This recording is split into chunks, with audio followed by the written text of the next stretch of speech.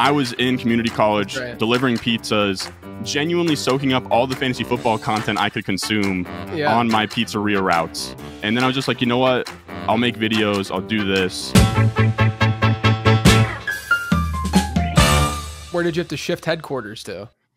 Here, but everything that was on this side of the room is now on this side of the room. The lights and all the fancy stuff that was behind me before. Like, you can see the underdog signs like just sitting to the side now. It's a sad state of affairs, but we're here.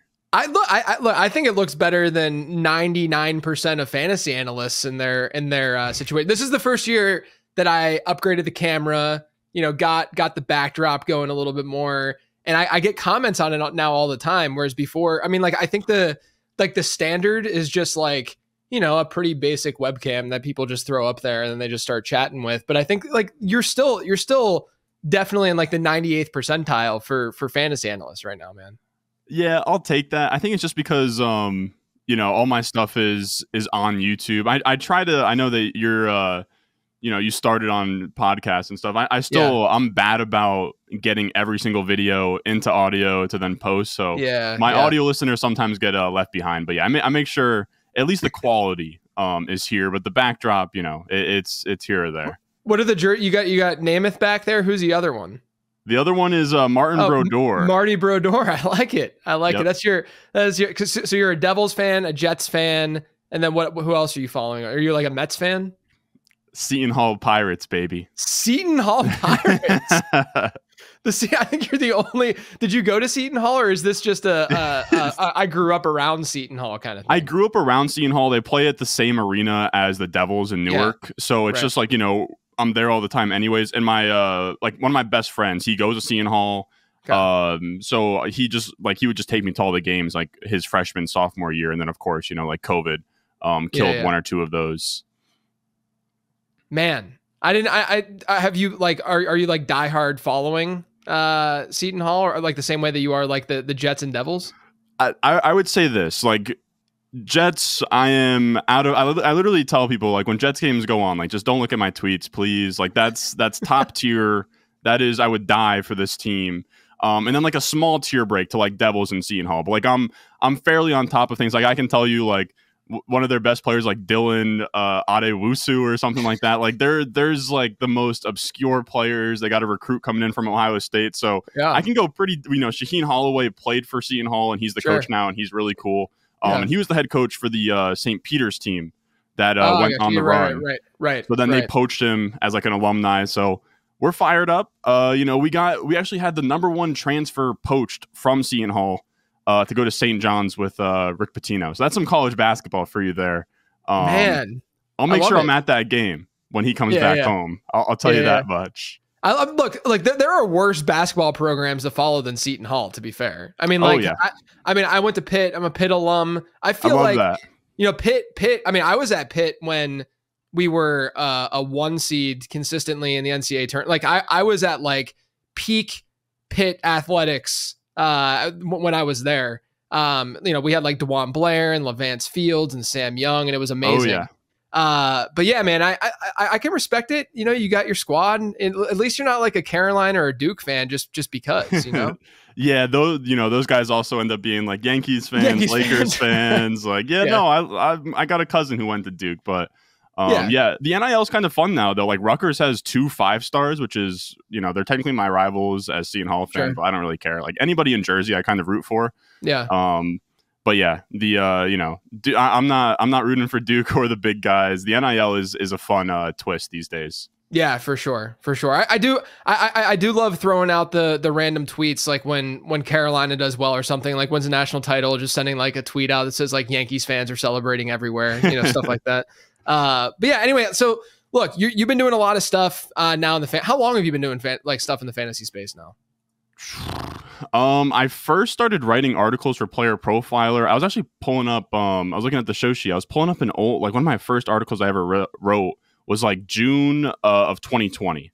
Yeah. So that's what, like probably like 4 years here coming up in terms of like just on YouTube, like about 4 years. But yeah, man, it's very, it's not something that I look up and really think about, if that makes sense. Like, I was kind of just looking back and like, yeah, like it's been, I'm trying to find my oldest video here. Yeah, 4 years ago, 2020 fantasy football season. So you and I connected fairly early on, right? Whenever we did we did a show with the ship chasing guys, didn't we? Isn't that where we did the Dynasty rookie kind of like round table that Overzed does. That's right. And so what made you do that? What made you, because like not only are you doing this fantasy content, but you're also doing a lot of it on YouTube, as you've said. And you know, I come from like the previous generation of analysts who started, I started in 2011, 2012, and everyone was on Twitter. That's just what you did, right? And I think it's just become a thing where, it's easy. Like sports commentary happens on Twitter still, like there's a lot of it that's going on, and every analyst you see on television and media person is going to have a Twitter account to some degree. But we've obviously seen shifts in social over the last 15 years of, you don't have to just be on Twitter to, be able to grow an audience and be able to do this, for a living or make money doing this. And so, I personally, I'm trying to at least do more and more on YouTube and stuff like that. It's not my number one priority because I have the podcast and stuff that's a little bit more important. But what made you focus on YouTube, and what made you go out and start analyzing fantasy football? Yeah, if you want kind of like the real origin, it's I've always been the guy, like I've had it's one of my favorite parts of the off season is I'll be doing streams and I'll have like high school buddies that I haven't talked to in like a year or two, like pop in or whatever, because I was the kid. I was the degenerate kid in the locker room. Like every spring, I'm getting March Madness bids in. We got a bracket coming. Like, where's the $5, bud? Like, I'm a freshman running these. Same with fantasy football. We got like 12 people. I'm running it. I'm the commission of my home league. But I wasn't very good at first. Like my first year that I played, we would play like in middle school, and I remember like drafting Gronk super high, but like we wouldn't, like there was no money on the line, nothing really there, but it was just fun to do. Yeah. I grew up loving Madden, loving football, loving the Jets, obviously. Shout out Mark Sanchez and Rex Ryan. And then really as we got older, I was like, I'm done. If I remember the draft correctly, I took like Lamar Miller and D-Hop in my first 2 picks when the Texans completely tanked. That was like the D-Hop down year in like year 3 or 4. Right. Yeah. My team sucked, and I was like, you know what? I'm never going to finish like bottom 3 again.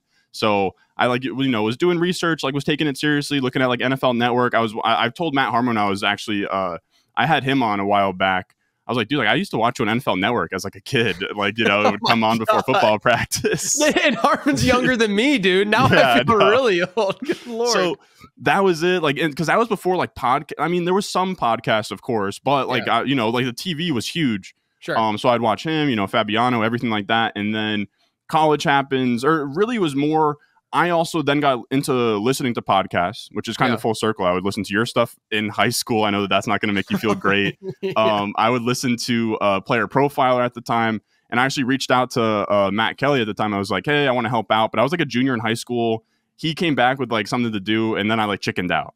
But then pretty much what happens is, I go to college. I was supposed to go to Rutgers. Then the first bill came, and I was like, nah, I'm actually going to go to community college. Thank you. So I went to community college.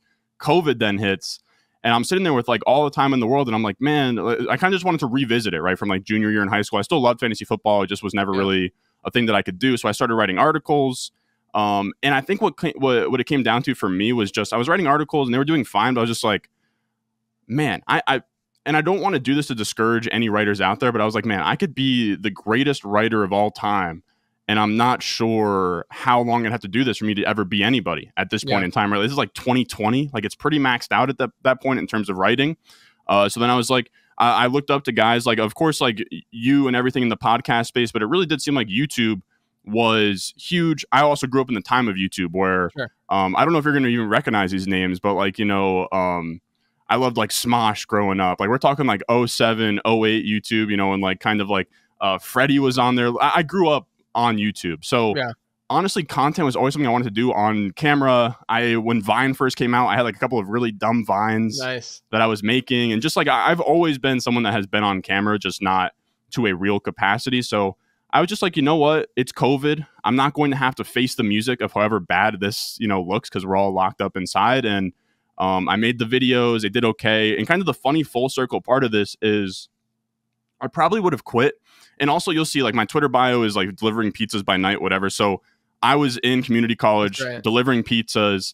I listened to, you know, the fantasy footballers, listened to you, some of the more mainstream stuff, you know, I was genuinely soaking up all the fantasy football content I could consume on my pizzeria routes. And then I was just like, you know what, I'll make videos, I'll do this. And it's been fun. And the full circle part that I was trying to say was my first video that really did well, because it's discouraging at first, man. You go on, you put these videos on YouTube. I was posting them on Reddit. I'm banned on r/fantasyfootball for self-promotion. I would just be like, yo, check this video out. Dude, if I talked about like Joe Mixon on the Bengals, I'd put it in the Bengals Reddit and say, hey guys, like I'm talking about your running back. Like, and it didn't help. That was very dumb by me, but I was just like trying to get any exposure I could. But then Rob Saleh got hired by the Jets, and it wasn't even a fantasy football video. I just gave my Jets takes. I was just like, all right, Rob Saleh's hired. I did like a little Jets mock draft at the end. And I remember I was door dashing at the time, and I like pull into like a Taco Bell, and it's like the first video that's like actually doing well. You know, I could see the numbers go up, and it kind of just fueled me from there. And I just kept on making videos and sticking with it. And then like really the big crossroads was like after community college, should I go to a 4-year? Yeah, I'm very lucky that my mom is very cool, and that she's very understanding of the whole thing. And she's like, you know what, like if you want to try it for a year, you can. This was probably like pre 10,000 subscribers.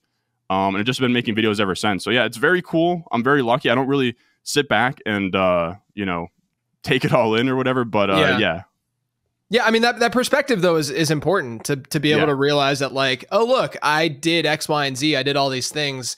You know, it's not just the end result. I think a lot of people just see the end result and they're like, oh, you're so lucky that you're, and yeah, like, you know, I'm incredibly grateful to be able to do this every day. Are you kidding me? It's this game is fantasy football is amazing. And I get to talk about it and analyze it and study it and like dig into numbers, which I love for a living and support my family doing. It's amazing. Right. But like at the same time, there's a lot that you did and there's a lot of, you know, risks that you had to take, you know, in order to get to that point. I also like the point of like the writing stuff. I really, really think that, you know, back when I started, it was just like, you have to write columns. And then that leads to maybe you get in front of a camera, maybe you do some stuff on TV or something like that. But it was never, you know, YouTube wasn't nearly what it is today. I remember back in the day, like I don't think I've ever shared this on a podcast before. So I remember way back in the day, it was my senior year of high school. I grew up in Pittsburgh. I'm not nearly as big of a Steelers fan anymore, but I was a diehard to the way you are with the Jets Steelers fan. And I still love the Steelers, don't get me wrong, just not to the same degree that it was back then. And it was the year that they beat the Seahawks in the Super Bowl. It was my senior year of high school to age myself, right? And I made like this is before like people really did a lot with video and like knew how to make cool edits and stuff like that. And I put together, it was like to the Pirates of the Caribbean music. And I put together this like really intense, emotional, like slideshow type video, right? And the video, I used to do web design growing up. Like that was my like summertime job and stuff in high school. I you know, again, pre like WordPress and easier ways to create websites. And I had built my dad's business website, right? And it was like kind of like a side hustle thing that he had. And I uploaded the Windows Movie Video Maker video to his server, and it crashed. And it was my first and that was before it literally happened, like right before YouTube, you know, like became a thing. And I always think to myself, like, I wonder if I had this on YouTube, because it was around the time when YouTube like kind of just started.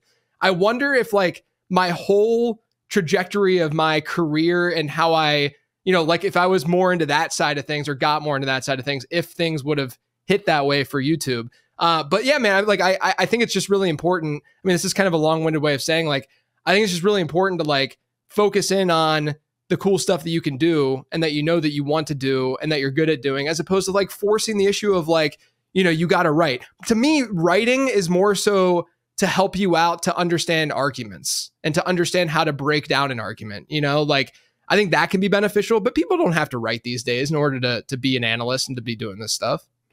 Yeah, I agree. Where it was kind of like of the past, and also I did want to add in there too of like I was always very like the reason I went to community college and why like I call it chickening out of Rutgers. Like I knew from high school, like I literally like told my mom, I was like, I don't really want to go to school that's like a whole other issue of like taking on all the debt and stuff. Especially, I love New Jersey, but the one thing about New Jersey is like they're not giving you any discounts. No one's giving you any discounts. I was gonna have to go to Rutgers full price. I was like lucky to get into business school, but then it's also like, hey, you have to now pay for the business school. There's no scholarship going on here. Yeah. So like for me, I was also very entrepreneurial. Like I started it like just barely broke even, but I started back when like drop shipping was huge, and it was like, making a website. I made this like homepage. I was like, it was, I don't even remember what the products were, but like it like barely broke even, but I was always trying to do that. So for me, and I do think that I want to word this correct way, because I think that you probably agree, but I don't know that you want to go straight to one of the big guys and start trying to write for them as where you can just start making, your own IP and business and doing your own thing. So for me, there was like, I wrote a couple articles. I was like, this is cool, but I want to do my own thing and build it here. But it really was luck, because I can't sit here and say like this was the plan that like, YouTube is this untapped market that I need to get into. But like I would say, one of my bigger inspirations as well, Nicker Colano, kid from Jersey as well. He was somebody that was kind of getting buzz around then too. I was like, you know what? I think I can do this in a similar way with my own twist on it. So that's kind of just what it came down to. And I think I'm also I'm a decent writer, but I think I'm a better talker and presenter, if that makes sense. Yeah, of course. Again, like it just goes back to like, and first, I do agree pretty strongly that even if you're doing things for another site, like, I started, when I started, I just did I had a blog of lateroundqb.com instead of lateround.com. And, I had some people writing with me, and it was a fun time for about a year and a half. But, you get out there, you're able to own something, you're able to do something. And then, hopefully you get discovered somewhere else if that's your plan, and then you can get a full-time job that way. But I would say to anyone out there in literally any industry, it doesn't have to be this one, is that if it's something where they're limiting you to be able to do side hustles, they're limiting you to not have and own your IP, try to get around that. Try to fix that. I mean, we're all doing this. Like don't just give in to whatever they want you to do, because there's a lot of upside whenever you have ownership of the things that you're actually creating. And, that was a big thing for me, and going out on my own too, a couple years or 3 years ago, is that this is no shade to FanDuel, no shade to Numberfire at all. They were both amazing places to work, great people. It's just, this is the way that a lot of bigger companies operate, is that, you don't have that kind of like ownership and freedom, to do that kind of stuff. And, I just said to myself, it's about time that I need to do this on my own and have this IP, because, I think I can do a little bit more with it. But yeah, it's cool to hear that story, man. And just I love hearing people, like, even the failures, like you talking about like all these like random side things you do. I can't even tell you how many like random affiliate websites I would build, and like how many terrible ideas I came up with and built websites for and stuff. And like, no one needs to know that, and the stupid ideas that they were, but they're all building blocks. Like, as you're just like 3 people visit a website and you're like, okay, this didn't work. All right, on to the next thing. And then finally you find something that you're both passionate about and you can do. And I think that's where, great content really comes from. And you want to know something funny? You just made me think of it. It wasn't my summer job. I wasn't making quite enough money to be called a summer job, but probably the year before I started like making content and like COVID and everything, I put up a listing on Fiverr where for like $10 I would draft your fantasy football team. And I did amazing. That for probably like 20 people. Awesome. I had like a VIP where if you pay me like $50, I'll run the team for you. I ended up like helping some dude win his work league or whatever. So that was like a very, like probably put like $200 in my pocket as like an 18-year-old, but was very fun. And I, at that point in time, there wasn't an underdog to like, there was like, there was draft like back in the day and stuff like that. But, I'd be down to just hop in, draft somebody's work league and just see what that's like. 18-year-olds not really doing anything during the summer. So yeah, like all of those side gigs and like just trying to figure it, like just do it. You know what I mean? Like you just sort of have to figure out what's going on. And I always refer back to, man, like I'm genuinely so thankful that for as many people watch my videos, they don't just like go to the home tab, click oldest, and then see like my first ever video I ever made. Like, oh my God, I am brutal on camera. It took me probably like 50 videos to actually like find my voice. And I've talked to Nick about it before, but and I think, and I've heard this from stand-up guys as well. I'm a huge Shane Gillis fan, but he's even been on record saying that he emulated and copied Louis C.K. when he first started out. If you go back to my first like 25 videos, it's an off-brand Nicker Colano for sure. Like it's very bad. But that's what it's about, you know. And he's very cool about it as well. I used to be a little shy around Nick, thinking that he, you know, like, this guy's probably stealing my whole flow, but he's, you know, he has his own platform and he could really care less than anyone's doing. Yeah. But, you know, in your own head, you're like, man, like, my first 35 videos are pretty rough to go back and watch, but it is all just part of that process. Yeah, man, that's a sign that you're getting better, right? Like, yeah. I don't want anyone to go back and listen to these shows, to lay around podcast episodes from, like, you know, back in like 2017 when I started this thing. It's legitimately horrible. I would do videos for Number Fire for like the NCAA tournament, like March Madness and stuff. And my cadence, my appearance, and like the way it is legitimately like high school TV class level stuff. Like, it's just horrific. But that's a sign that you're getting better. You know, like, it's not like you're saying and doing anything stupid. You're just inexperienced in doing it. You know what I mean? Yeah, it's a whole, I think that's the other thing about video as well, is it can be so daunting. That's what I'll say to other people as well.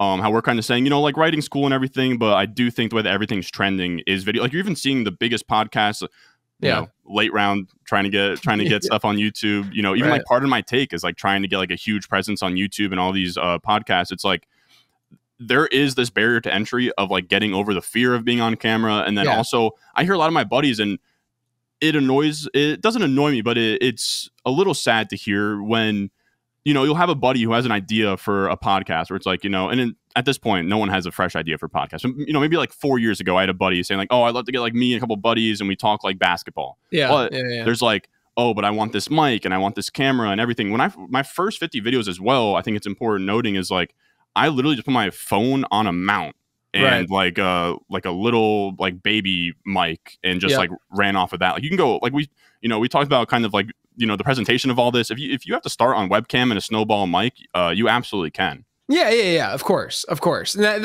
again, that was not to like say if someone is doing that it's bad. It's just more so that you can, you know, you can tell whenever there's a difference in quality of mic and just get the reps in. Like that. Yeah, you got to get the reps in. Yeah, 100%. I feel like everyone now, I wonder what percent of the population has a podcast these days. Big percent. It's I had like a history teacher who had like a history of like New Jersey podcast where he's talking about, you know, like Revolutionary War and what was going on in, you know, the Rockaway River down in Jersey. It's like, you know, everyone's got something.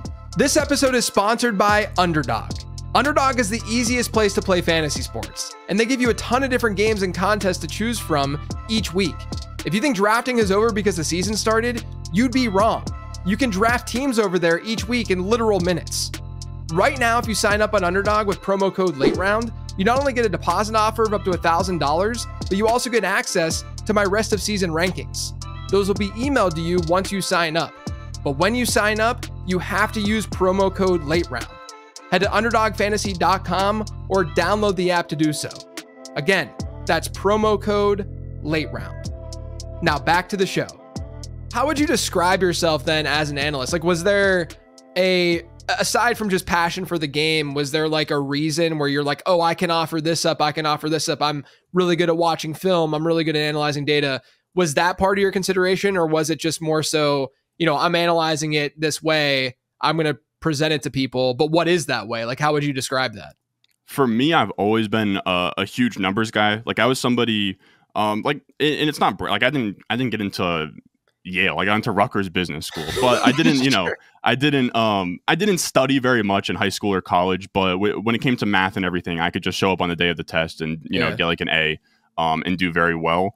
Like, you know, SAT, all of that. So I'm very good with like math, numbers. I love numbers. Like, and that's what spoke to me about the Late Round podcast, and then also, you know, Player Profiler back in the day when, you know, like breakout age was like this new thing, and, you know, like speed score, and I'm trying to think of the other stuff. You know, I think I said breakout age, dominator, and all these things, and that was fascinating at the time, and it led to some like very pointless debates between like, you know, Calvin Ridley and DJ Moore, and, you know, Calvin Ridley's this old breakout from Bama, and DJ Moore is like this analytics darling.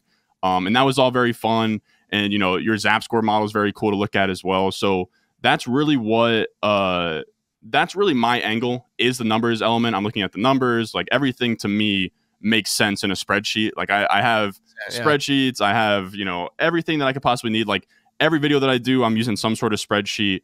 But I will say, like, I do have a bit that I sort of run with that. Like, I don't watch the games. I watch the games. I love football. I watch all of it. Mm-hmm. But my issue, I don't trust my eyes, and I don't trust many people's eyes, because if you asked me, and I think that you would agree, as someone, I think maybe the same conference as Pitt at the time, like I would have told you Tavon Austin would have been a Hall of Famer, man. You know what I mean? You know, I would have told you Tavon Austin would have been the best ever.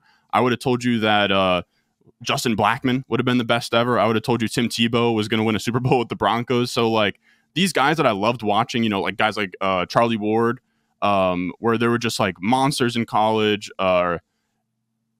it doesn't always pan out. Like the eye test doesn't always work out. So I don't trust it as much. And I do like to lean on the numbers, but I have starting to merge them where like, I don't think A.D. Mitchell is someone that popped on a lot of models, but when you look into, you know, some teammate score stuff, which you can kind of say models, but you know, like there are certain film guys I do love, you know, like I like Lance Zierlein is one of them. Yeah. There's a bunch of guys that I kind of lean on. And then of course, you know, the number, I'm sure you say this as well, but the numbers guys, you know, well, draft capital is kind of film as well. So that's right. You know, all of that. So much more numbers driven, but as I get deeper and deeper into this and we see, you know, because the other side, I don't trust my eyes. The other side, I would have told you Rashad Bateman, you know, would have been sick by now. Yeah, you know, he's coming up here. He's coming up here, but not to the degree that we thought on draft day. So I think the more you do this and the more you get humbled by these guys you liked, the more you start to merge both. That's what I was about to say, is that exact word. I mean, like, I see a lot of, like, fresh analysts go out on social, and they are so bold with what they're saying based on the data that they're analyzing and all that kind of stuff. And I always just sit back and I'm like, you're going to get humbled, man. Like it's going to happen. It comes for everybody. This game has a lot of unpredictability. There's a lot of variance involved. There's nothing wrong with that, but it's also, you know, people listen to me. Like when I first started this podcast, for years, like for 3 straight years, I was wrong about Derrick Henry. And then finally, I'm like, I'm done trying to say that he is an outlier. And you're only going to get, like, he's a Hall of Fame, once in a generation type player, but it happened, you know, like this is the way that it's going down. And so it's been nice, you know, especially this year, it's been nice that I didn't fade him. And I am able to enjoy what he's doing in Baltimore. But you know, you just get humbled by a certain kind of analysis and a certain process, and you adjust that process, not just based on one outcome, but you just open your mind to realize that there are many ways that things can go down and many ways that these results can form. And I do think that, you know, as you realize that, you start to say, oh, maybe my original process of only looking at spreadsheets and, you know, only looking at like, oh, no running back with a sub 10% target share could possibly be a top 6 running back in fantasy. You just start to realize that, you know, okay, go watch the dude, go look at what he's doing, and everything changes, you know, with your analysis. So I think a lot of people eventually get to that point. Let's talk. Go ahead. What were you going to say? I was gonna say I wish I followed you on the Derrick Henry thing. I was drafting him in best ball. You know, 3rd round in best ball, but middle of the second on high stakes and home leagues was tough. And I will say too, I lean on other people as well, and I consider, you know, Evan Silva one of the more like old school running back dudes, and he wasn't even high on the big dog this year, man. Yeah. So I'm not blaming Evan Silva for my own analysis. Sure. I'm just saying that even the very hardcore RB bros, they even had their concerns this year. But yeah, I wish I just, you know, was on the middle of the IQ chart or at the end of the IQ chart. I don't want to say I was high on him. It was more so like if you were just league average, you're fine. Yeah, I had him.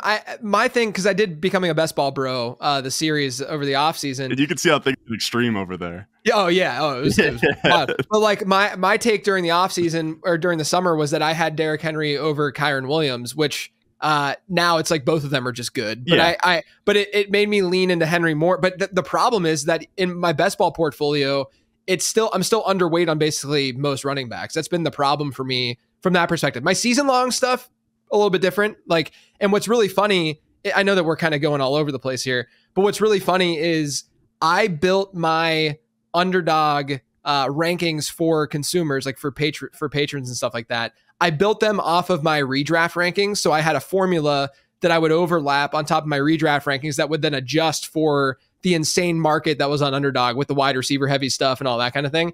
And so my rankings technically skewed more running back heavy than what the market was doing on underdog. And so I think a lot of patrons are pleased with that. But I myself, going through the drafts and doing so many of them and talking to so many winners and good analysts with best ball, I still went too wide receiver heavy in those. So I'm just crossing my fingers that I'll be around league or, around, neutral EV, from an advance rate perspective.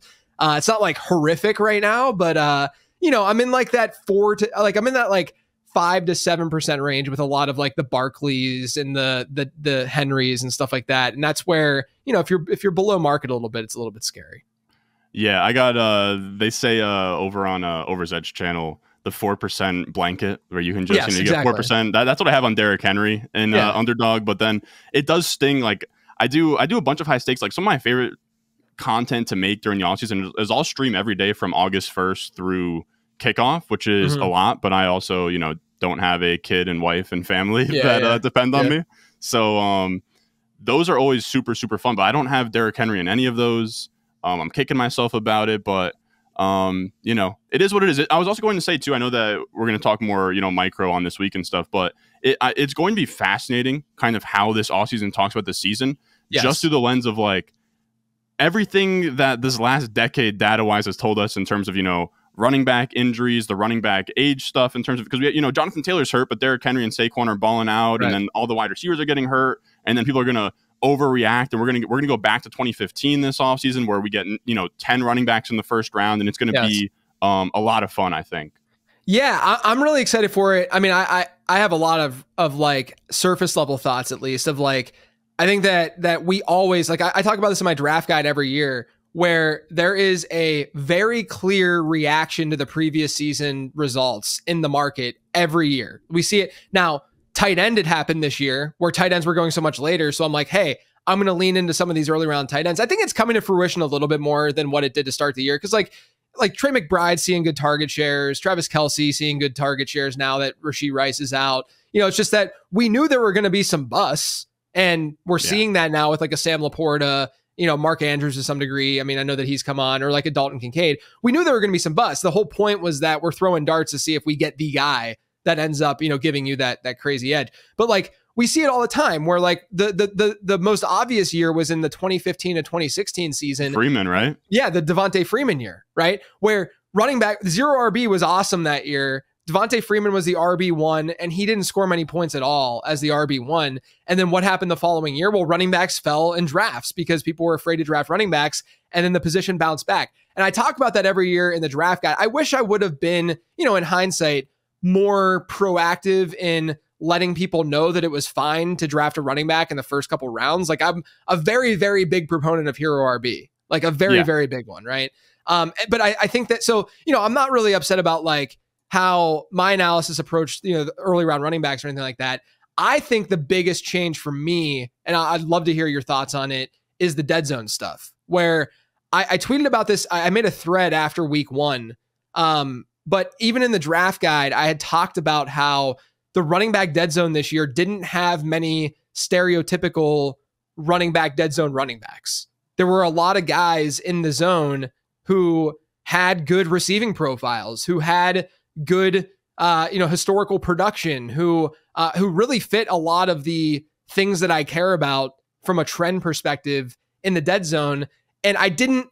And I wrote it off a little bit too much. I didn't totally write it off, but I wrote it off more than I should have, And I think what I've realized through all of that, and again, this goes back to the thread that I had created after week 1, and you guys can go read it. But it made me realize that I don't think the dead zone is actually a dead zone. I think it's an archetype zone. It's just that it just so happens that these clear, obvious Zamir White type profiles fall into this RB2 range very frequently. I think the logic behind it of, people are reaching for these guys because of projected volume and not because of talent, all of that still applies. But I think it's one of those things where like there are going to be instances like we see this year where those types of running backs aren't littering that RB2 range. And maybe it's going to be because we get smarter, or maybe it's just the way that the running back position kind of shakes out in that given year. I think it might change a little bit.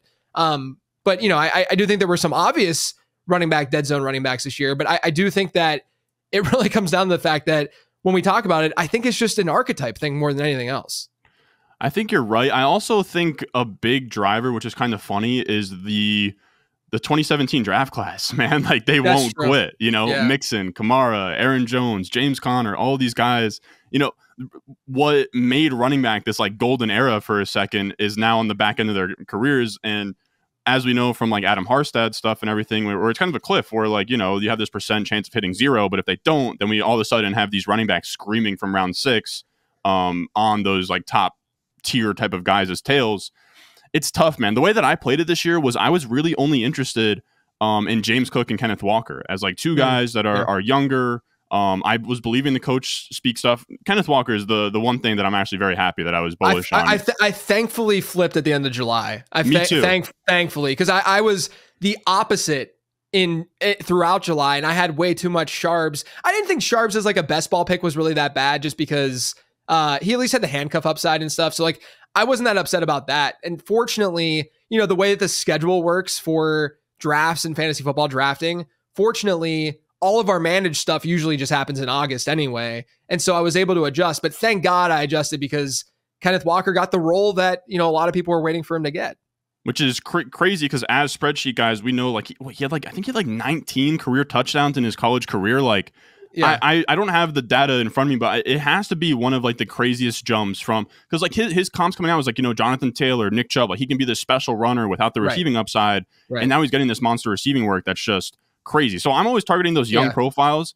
And I do agree that I think in the past I've kind of been very default, like, okay, I'm avoiding the dead zone. I want to draft wide receivers here. And that kind of held true a little bit, like where there's some big hits like Rashee Rice and T. Higgins. Right.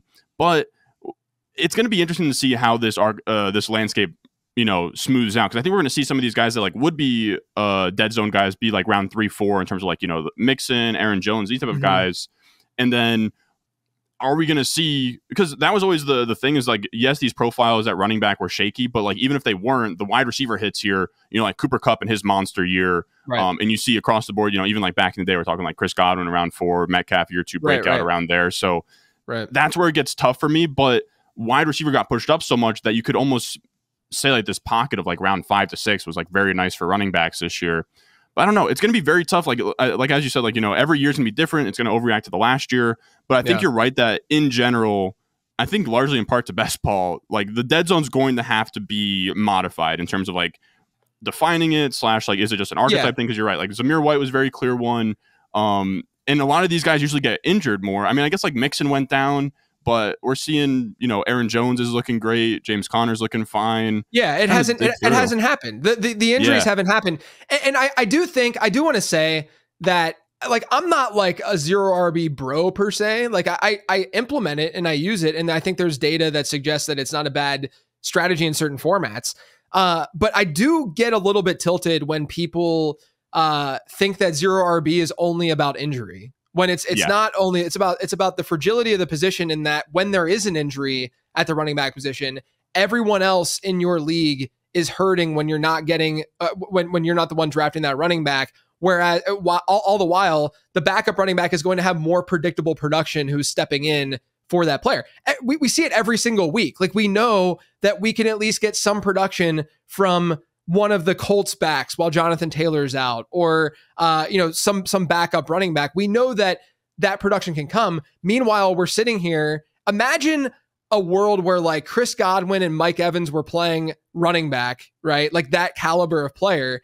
Jalen McMillan would be going for 80% of people's free agent budget right now, right? Like, and instead, he's like a 20% type in a home league, a 15% type pickup, because it's the wide receiver position where there's more volatility. It's not like it's this 1-to-1 replacement thing. And so I do think that people need to remember that with zero RB and a lot of these running back strategies, it's not just about them getting hurt, which I haven't looked at the data, and I won't do it until the end of the season. Maybe one of the Twitter docs have done it in more detail, or maybe you have, but I would assume that this is going to look like an outlier year, at least so far, the way the first half of the season has gone. It's been an outlier year with early round wide receivers, getting banged up, and then early round running backs and mid round running backs just not. I mean, they've been relatively healthy.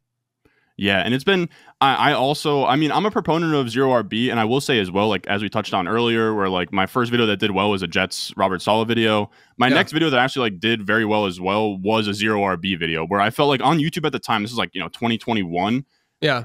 You got the counselor out there saying, don't go zero RB, you idiots, the sheepsis or whatever.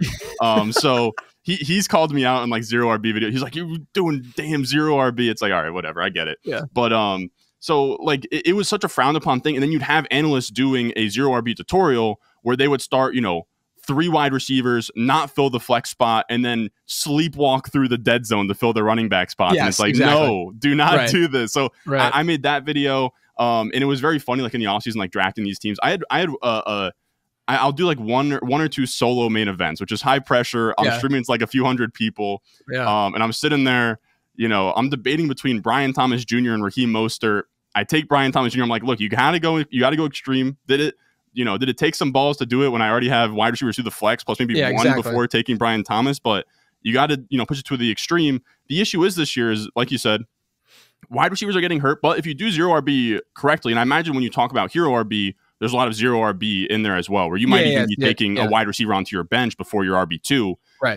And I do wonder how this is going to shake out at the end of it, because the wide receiver injuries are bad for those builds, but then also you've built up the anti-fragility to have, like, I lost Aiyuk on a team that I'm co-managing with Jacob Sanderson. Yeah. And like, he wasn't even in our starting lineup last week. Like we're loaded. Right. We have like T. Higgins and we have JSN, we have, Shakir. So it's like a very interesting year where if you did go zero RB, you're hurting. And I'm looking here, this is the one that sucks. It's that there's not a single wide receiver right now averaging over 20 points per game, whereas there's 5 running backs right now. So that's what's going to like really sting. It's not so much the injuries, it's at the top end, these wide receivers aren't, producing. Yeah, I still think we have time though for this to normalize a little bit. I'm hoping there's not running back injuries. We don't want injuries, but they're inevitable. They're like James Conner's missed time basically every year of his career. Stuff like that happens. And then to your point, like wide receivers, like the higher end guys, even Justin Jefferson to some degree, but like CD Lamb's underperforming, to start the year. Amon-Ra St. Brown hasn't really been himself. There's reasons for all of that, but at the same time, it's like, do we expect it to be this bad moving forward? Like, do we expect CD Lamb to average fewer than 16 PPR points per game? Probably not, and so I do think that things could really, really turn around, during the second half of the season. This is why, I like having these discussions where it's just like theory driven and just like, hey, yeah, this is kind of interesting that these things are happening. What I hate is when we're in the middle of the season and people are making declarative statements about what did and didn't happen. It's like, can we just wait till the season's over and then analyze what was smart, what wasn't smart from a draft strategy perspective, and at least be like logical about this instead of just, there's been 7 games played, like let's chill for just a second, because we understand that a couple big performances can really skew some of this data. Yeah. And I'll be honest, that type of, I'm not going to call it analysis, but kind of the, the like rhetoric and the conversation around football is kind of due to my, TikTok and YouTube generation, where like Davis Maddock has been talking about, where like, he's been on YouTube recently and like, he's been not complaining, but just saying like, there is very much like, if you go live and you're doing a live stream, people are going to come in and like, everything that has happened to this point is what has happened. It's 100%, 100%, in 100 of 100 simulations, Derrick Henry goes crazy like this. And, Devon Achane gets a Tua injury and Nico Collins pulls his hamstring. Like there's so much that happens week to week. And then we're also, only 7 weeks in. I had a tweet, CeeDee Lamb last week, and now obviously it's not going to be 1-for-1 because not everything's going to happen. Yeah. But he was at less points per game than he is right now up to his bye week, and then he averages 28.5 points per game after his bye last week. So there's so much left. And what's funny is that last year, a huge reason why they were able to do what they did is because they became a little bit more pass heavy, but their schedule really opened up, and their schedule is opening up again this year. It's pretty strong rest of season. So yeah, like let's just chill with like the declarative, like this is how it's been. I think that the way that you phrase that is really important too, where people are like, Derrick Henry in 100 out of 100 times would be doing what he's doing right now. And it's like, I look at these tweets and stuff and the what people are saying, and they're like, can you imagine fading Derrick Henry this year? Or,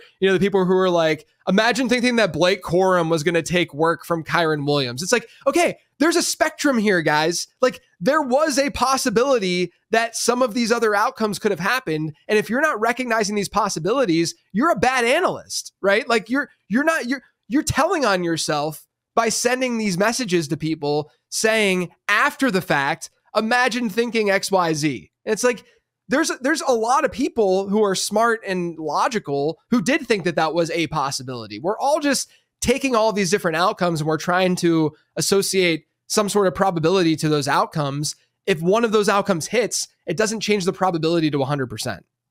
Yeah. And like everything is seen through that lens when, of course, there's so many things that can happen in an entire season. And there's also the other aspect where even if you have the stone cold nuts in season, you still have to live through the gauntlet of the playoffs. Like last year, McCaffrey was so good. ESPN had a stat that they dropped, which I don't know that I always trust them when they drop these stats, but Amon-Ra St. Brown and CeeDee Lamb were on more championship teams than McCaffrey was last year. Just because, the way that the schedule happened and that shootout in the last game where you could have if Derrick Henry has the highest playoff advancement rate, you could still lose your league, man. Like there's so You could also almost argue, okay, the bye weeks are actually like a massive advantage. I'm not going to argue that, all you got to do is sneak in. Just get in the dance, man. Yeah. Get in the dance. And like, there's plenty of times where the 6 seed will win or 5 seed will win. So even if you have the weeks 1 through 14 nuts, it doesn't still ensure that you're going to win at all. Yes, exactly. All right, I want to get to some player takes because I know that people, there's a lot of wide receiver stuff that happened this week. So I want to at least touch on some of that. DeAndre Hopkins goes to Kansas City.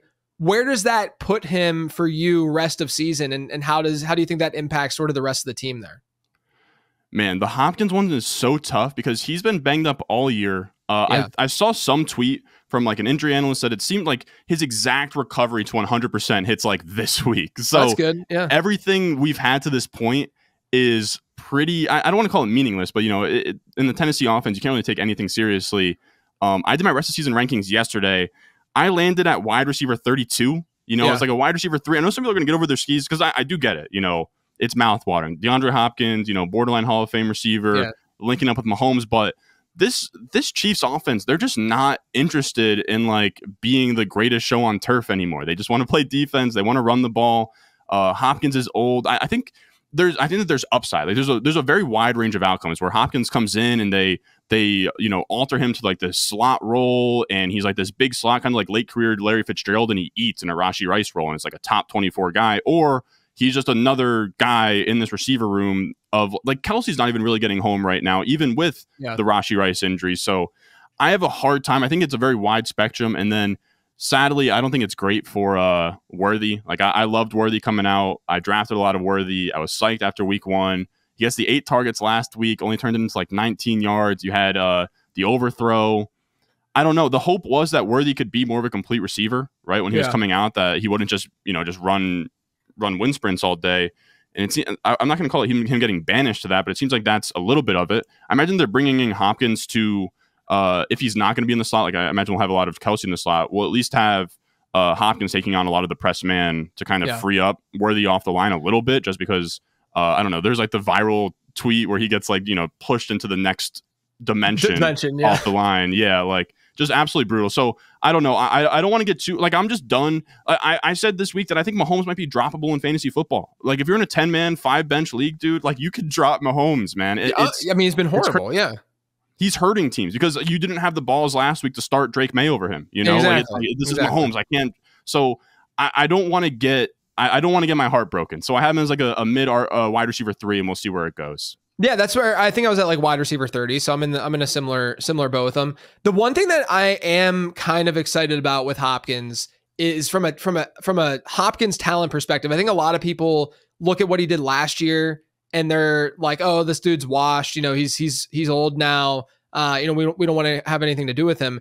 His yards per route, like his per route run numbers were strong last year. He had 2.09 yards per route run rate, which is incredibly good. And I had him as a target in my draft guide until the injury happened, right? Yep. And a lot of that had to do with the fact that there is a trend when you look at middle round wide receivers, sort of in that like wide receiver 3, wide receiver 4 range. And when they're older and they have the previous season efficiency that he had, they actually hit at a really good rate. Now, obviously, he's been hurt, But the interesting thing is, if you look at Tennessee right now and you look at what the wide receivers have done on a per route run basis, so obviously Hopkins' cumulative numbers don't look that great because, as you noted, he's been hurt. He's only running like half of the team's a route on like half of the team's dropbacks and stuff like that. But his yards per route run, I think, was 1.64 right now. Tyler Boyd is in second on that team at 1.04. I mean, like, Hopkins has been by far the best wide receiver in Tennessee. Now, granted, I know that Tyler Boyd is over the hill at this point, and he's just a slot guy. Calvin Ridley's Calvin Ridley, but I mean, it's still Calvin Ridley. Like, it's not like it's some random, it's not like we're talking Justin Watson here or something. And so like, it's no shade to Watson there. That was a cheap shot on Justin Watson. But yeah, I mean, like I'm optimistic that something can form there. I think he'll probably play more X is my guess, just because he can. And they already have Kelsey kind of in that short middle of the field intermediate area. They can at least, use Hopkins on the outside on the perimeter and then let Worthy on the other side stretch the field a bit. But yeah, I'm cautiously optimistic. I don't think like a wide receiver one season is happening or something like that. Like I'm not getting that high, but I am cautiously optimistic that he's still a good enough player. Now, I mentioned Calvin Ridley. Do you think that Ridley is now back on your radar, or are you just like, screw the Titans, this is done? Man, I was actually with you where I had one of my bigger takes I was like peddling on Twitter in like July I'm looking at here was like, I was taking Hopkins over Ridley, even though underdog ADP had them flipped. I didn't think that Ridley was going to come in and all of a sudden unseat Hopkins. And the injury happens, it's like, okay, have your way, Ridley. Even though one of my, I have a soft spot for Ridley. One of my first articles was like why Ridley's going to be this year's year 3 breakout like Chris Godwin was last year. And that was the year he smashed. Yeah. But if you objectively look at his numbers, I tweeted this out. This was July. In 4.5 seasons, I know that he had the weird gambling thing. All he has to really show for in 4.5 years is 2 1,000-yard seasons, 1 wide receiver 1 finish, 1 wide receiver 2 finish, only 1 year over 2 yards per out run. If you look at his entire career, Ridley, and like I get that some of this is getting pushed down by the Titans. I'm not even really gonna like Trevor Lawrence is a capable quarterback. Like his career yards per out run is 1.77. He only has 1 season over 2 yards per out run, and that was his 3rd year. Yeah, I just have a hard time saying that he is like some difference maker, So like for me, he's like in the wide receiver like 40s, and I think any volume he gets without Hopkins, I think the efficiency is just going to be brutal. So I'm not crazy interested, I guess. Yeah, the interesting thing too is that like Brian Thomas is more or less playing the Calvin Ridley role in the Jags offense, and he's thriving. And so I understand like Brian Thomas is clearly a very talented player. I'm not trying to take anything, but like that's what we thought Ridley would be. Like Ridley's expected fantasy. This is why we look at things like expected fantasy points per game, because it was like a wide receiver 10 to 14, depending on your source last year, right? Like he was in a good position to score fantasy points. He just wasn't. And even now I get it. You watch the film and you see a lot of inefficiency, see some horrible passes. He has a low catchable target rate, like a very low catchable target rate. I understand all of that. But good wide receivers still do more than what Calvin Ridley's been doing. The only thing that I can really latch onto is now, like you said, probably we'll see like a pretty consistent 25% target share in the offense at this point, and the schedule opens up. The schedule is very, very good for Tennessee versus what they've faced to start the year. But yeah, man, it's hard to like really get excited about a guy who's just constantly disappointed over the last, since he came back from that suspension. So I'm mostly in agreement there.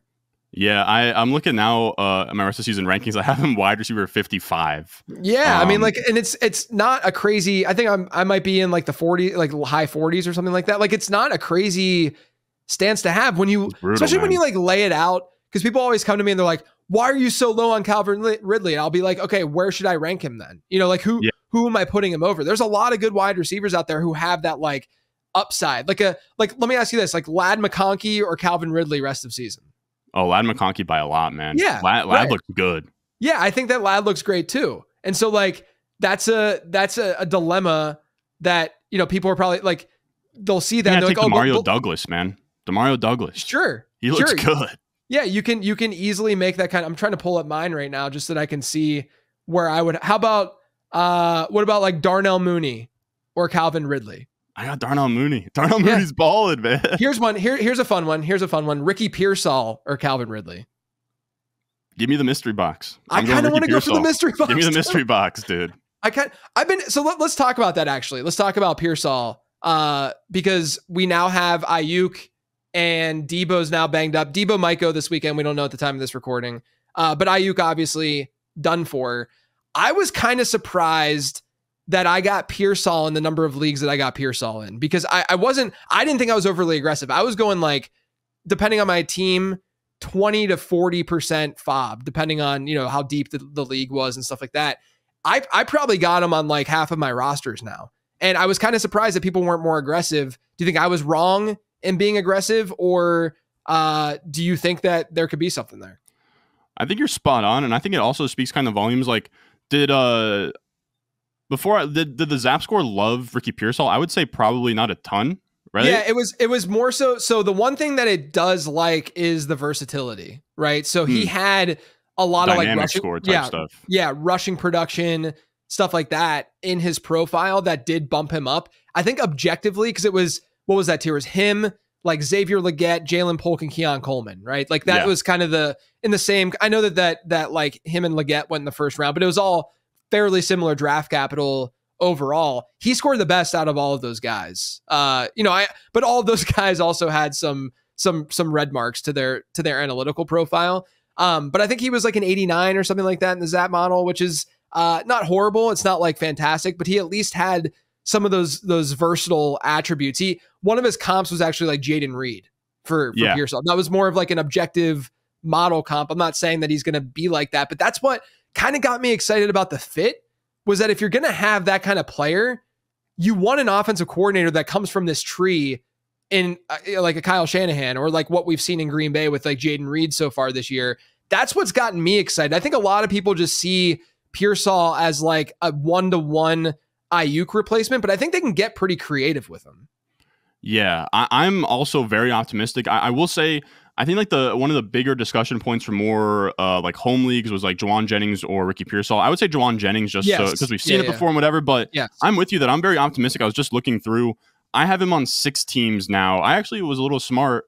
After he got activated, I just like put in a couple $1 bids on the Sunday roll through on FFPC. So I have him on like 3 of like 6 or 7 FFPC teams. I have a lot of them too, and it really is. It's less that like I don't really think I have much of him in Dynasty. It's less of like I think this player is very good take and more of just like first round wide receiver mystery box. Yeah. He has the runway to routes, and then we also have seen like you said with Jaden Reed, where last year I want to say in terms of top 24 wide receivers from weeks like 10 on, it's like Jaden Reed, it was Zay Flowers, it was I know like Addison was in the mix. Of course, you had Puka, Rashee Rice, so. Right. Ricky Pearsall has the opportunity. Like, we're going to start to see, of course, we have Brian Thomas at the top. We have, of course, Neighbors at the top. But we're going to see a couple of these guys start to scream up there as we get into the weeks that matter. And I think Pearsall could be that guy.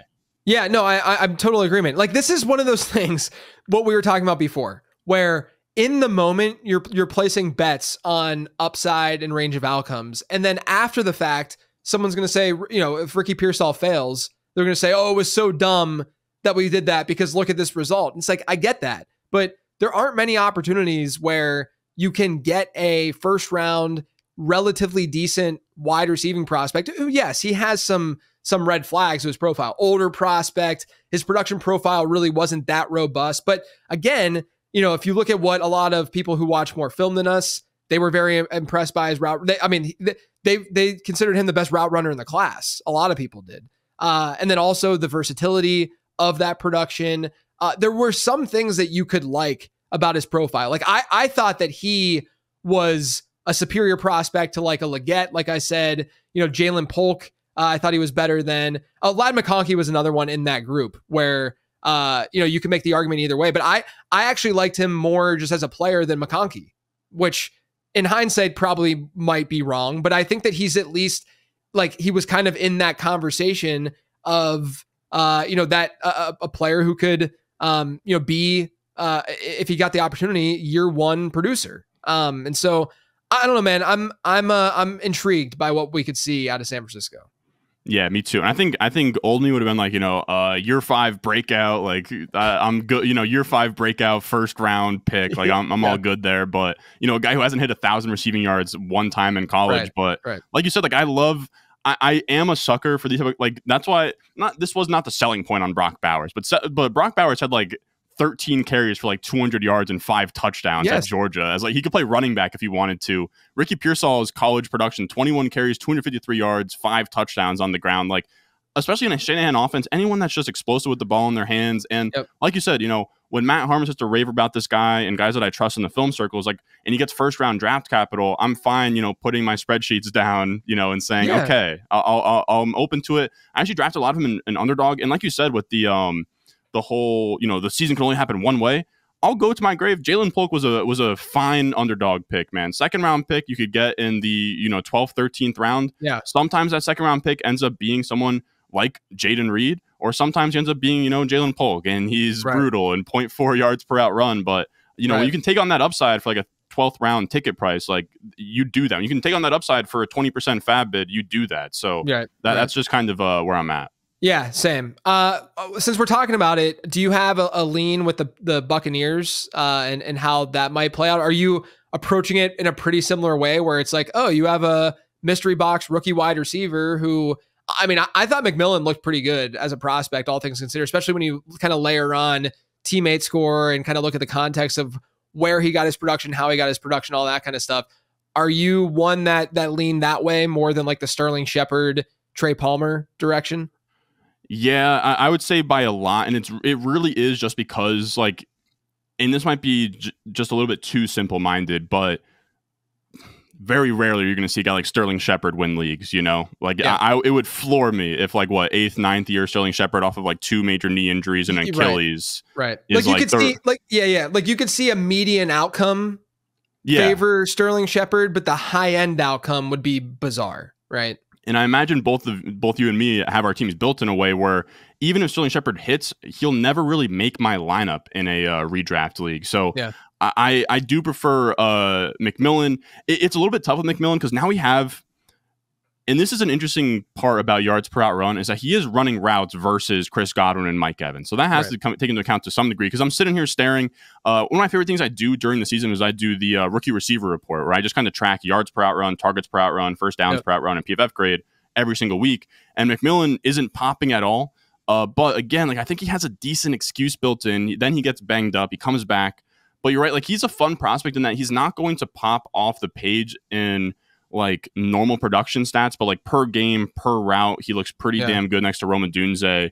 And you'll hear guys like Gretsch that he was like the second best receiver, even though he gets drafted after Polk. Right. And to me, he was more interesting as kind of like this discount JSN type of guy, where he's like the slot receiver who has some juice to him and can do his thing. So I'm very much into him. The only scary part is that we have, you know, X amount of routes in his sample, and he's at like 0.64 yards per out run and everything. But again, trying to give him some of the benefit of the doubt. And then also we saw after Evans got hurt how much they featured McMillan, where he gets like 8 targets. He gets like a manufactured carry. Like, it seems like they like him. My only concern is I wish that they would fold on this, let's make him an outside receiver thing and just put him in the slot. Because it seems like they're pretty set on Shepard in the slot with McMillan on the outside, which is a little bit problematic because I don't know. He's like playing out of position a little bit. Yeah, I mean, he played 90% of his routes and ran 90% of his routes from the slot in college, and they've been using him in the slot on like 23% of them so far this year. So I think that's a big concern. Like I hope that what we see, because when they made the pick, I was a little bit confused because they were talking about using Godwin more in the slot, and McMillan to me profiled as almost like a pure slot guy, right? Like one of his comps for me was actually Amon-Ra St. Brown, because, and again, I know that I'm like talking about these like Jaden Reed for Pearsall. It just so happens that these two wide receivers had one really interesting comp, and those were the interesting comps. But the thing, like, I hope that similar to ARSB, they're able to throw McMillan both inside out. You know, like they rotate Shepard to the outs, because Sterling Shepard, even like, he started his career as a slot guy, but he's actually played on the outside pretty frequently over the last like 5 years of his career when he's been healthy. So I'm hoping that they at least get a little creative there. I'm intrigued though by McMillan. Let me ask you this on the spot. Would you be taking McMillan or Pearsall? Like, which one did you put more fob towards this week? Pearsall for me, just because of offensive environment, and then like also draft capital, where I think it's close. Like, I had them, like, I'll do a waiver wire article where I'd like have fab recommendations. They're like the same amount, but I just had him just a step ahead, just because of the offense, the scoring. And then also, I guess, like the pedigree, and then also more the mystery box, where, again, I think that there's some factors, slot stuff, teammates, but we already have this sample of a pretty bad yards per out run. I don't mind betting on the mystery box, but we also, I don't know how much like a bullet wound, like we don't know how much that's still affecting Pearsall, which I think is like kind of worth, mentioning as well. Like, dude got shot. Yeah, he literally got shot, lived to tell the tale. Wearing his Rolex onto the ambulance. Very just one of those stories in the NFL, man. But yeah, like I'm just into it with Pearsall. It is tough. Shanahan is so hit or miss with these guys, where it's like, this is a Shanahan guy. Of course, he hits on Aiyuk, he hits on Debo. Then we're looking at like, Dante Pettis, and you're looking at, Joe Williams, and sometimes you put the stamp on guys who aren't all that great. But I'm optimistic. There's smart people out there that liked him a lot coming out. So I'm optimistic. The 49ers also back against the wall. Like they aren't the Chiefs, where they can like they have this ground and pound play defense. Like they need to get after it, and they need to win games right now. So I am excited. And also, like, Jennings is still like dealing with this injury as well, so we could see another week where Pearsall leads the team in routes, leads the team in targets and everything. And at least there's still there's the window dressing of the run game to worry about, and there's the tight end Kittle to worry about. Where if the Bucs passing game is just simply Jalen McMillan, Sterling Shepard, and Trey Palmer, they're kind of in trouble. I know the run game has been better recently, but they might stack the box, dare these receivers to beat your corners. So again, I think they're both fine waiver ads, but yeah, I'll take Pearsall.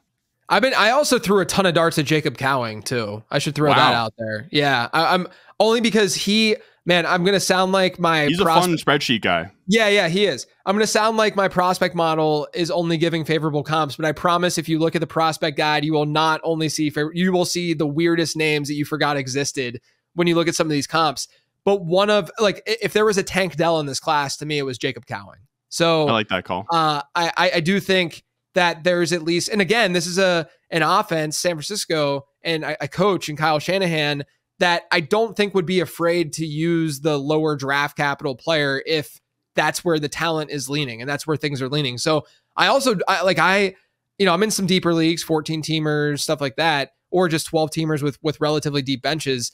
I got Cowing in just as many of my leagues as Pearsall, just to say, look, we don't know how things are going to shake out. We don't know exactly what this is going to look like. Cowing only ran like 8 routes last week, but Jennings banged up, like you said. What if there's a scenario where Jennings doesn't go this weekend and Cowing really shows up? Or what if there's a scenario where Cowing just plays well because he gets 10 to 15 routes in a game and just balls out, during that time frame, and just slowly, gets more and more of a workload. But I'm not expecting that much, but I do think he's at least an interesting name to throw out there.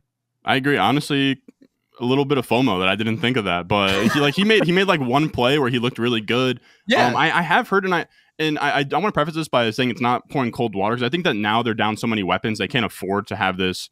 Essentially what I heard, I don't know if it was on the broadcast or just somebody else that is more film oriented, pretty much saying that like the 49ers like the receivers to be big to run block downfield, which makes sense, and Cowing smaller. But if they run into this game this week with no Jennings and Cowing's the only one making plays, he's going to be on the field. And he's also, like you said, good spreadsheet guy. Like my model has spit out a better grade for Cowing than McMillan, who we're talking about here as well. Like the spreadsheets are going to love him. He was a fun prospect where he would have probably gone higher. He had like a weird transfer thing that kind of threw him off, and whether playing inside the slot, outside the slot, like he had a very weird career. You can look at like inside the slot, outside the slot, high A dot, low A dot. Like he played everywhere, inside out. Sometimes to his detriment as well to his profile, but he's a fun name to shout. And I did want to I wanted to ask, because I went into last night on FFPC leagues with zero intention of bidding for this player, and then Jacob Sanderson got in my ear, and now all of a sudden I have like 3 or 4 shares of Cedric Tillman.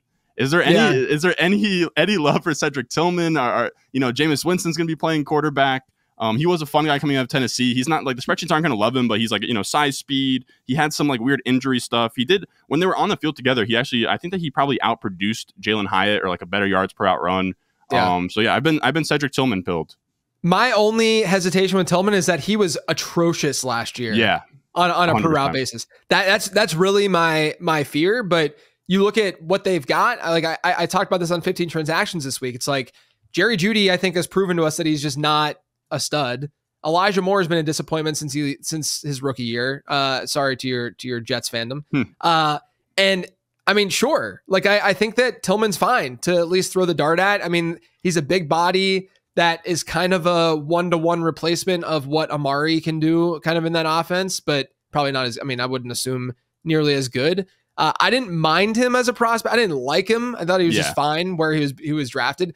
I thought Jalen Hyatt was more interesting as a prospect, but he had that really weird slot profile. Tennessee is such a weird offense. Yeah, they're just really, really hard to prospect, I think, even for guys who aren't doing it through production numbers and the stuff that we're looking at. I mean, it's still a difficult team to look at because we don't know how much of this is like just totally manufactured or how much of it is actually the guy winning. And then unfortunately, like a guy like Hyatt, you go and he goes to the NFL and he doesn't have a slot role because they have their slot merchant and Wan'Dale Robinson there in New York. So I mean, I think Tillman's fine. I would prefer the other guys that we've been talking about, but I think, I think that like, and I'd prefer Tillman probably over Cowing. You know, I think that there's a more immediate role there. But yeah, I threw some darts his way this week. Yeah, I threw a couple at him, like pretty much as like the backup bid, but man, I was just looking now, like not a single Browns receiver had over 1 yards per out run on the entire season. Like Jameis is going to be fun. I'm very excited for it, man. I hope it'd be great. All right. I got one more question before I let you go. I know we had other stuff that we were going to talk about today, but I liked where the discussion went. That's usually how these perspectives episodes go. Give me your favorite buy in fantasy football right now. Man, this one's tough. I wrote a couple down. I think I'll put as number one, Deebo Samuel is probably the number one. And I know it's obvious, but I do wonder, especially like if he doesn't play this week with the pneumonia stuff, if there is a buy window. There was a Dwayne McFarland tweet I saw that I thought was pretty good in terms of Deebo, where he has like in games without Aiyuk, he just balls out is pretty much what it is, where he had like a 38 yards targets per out run, 38% when Ayuk's not on the field. And I just want pieces of this offense. Like we said, like I do think that these guys are going to be, coming from behind, or maybe not coming from behind, but like they need to win games. There's no messing around. All right, I found he has a 4.88 yards per out run on the field without Aiyuk since 2021. So that's a pretty decent sample. 41% of the air yards, 38% of the targets. So like, and on top of that, we have the McCaffrey injury. So he's getting carries on top of it. Like Deebo, when we talk about who can kind of save the wide receiver position right now, it is Deebo. I know that he's more of a luxury buy. Like you're not going to be able to like buy Deebo for chips, but I think especially if there's an owner out there who's like maybe 2-5, and if Deebo can't go this week, or if it's like he has pneumonia and he can't play snaps and he's not really trusted in a starting lineup this week, go tap him on the shoulder and go see what you can get for him. People might not realize this, but when we were drafting throughout the summer on Underdog, Deebo at one point when the rumors were really strong about Aiyuk leaving, Deebo was a 1-2 turn pick, like pretty consistently. Like he was going in Garrett Wilson range. So that gives you an idea of sort of what that upside looks like, for Deebo without Aiyuk here. So I like that call out a lot. All right, man, it's been a pleasure. Love chopping it up with you every time we get to. Let everyone know where they can find you, what you're working on, all that good stuff. Yeah. Happy to be on. Cool full circle moment as someone that listened to this show, while I was delivering pizzas for a while. Appreciate it. But yeah, you can follow me at Ron Stewart _ on Twitter. You can follow me Ron Stewart on YouTube, just Ron Stewart. And I put out weekly content. I got like 10 lessons learned where I'll break down the entire Sunday. I have my waiver wire video, some trade targets, some sneaky starts where I kind of look into like just the most disgusting starts of all time and tell you, if you're down bad, these are guys that you can put in your lineup. So that's really what I got going on. All on YouTube, Ron Stewart. Follow me there. Excited for the offseason. Like Dynasty is going to be fun. Everything is out in front of us. So yeah, Ron Stewart on YouTube. And I appreciate you having me on. Of course, man. Of course. You guys can follow my stuff over on lateround.com, Twitter at lateroundqb. Make sure you're subscribed to the YouTube channel, youtube.com/@lateroundff. Thanks for listening, everyone. Greatly appreciated as always. I got to end it this way, though. Thanks for tuning in.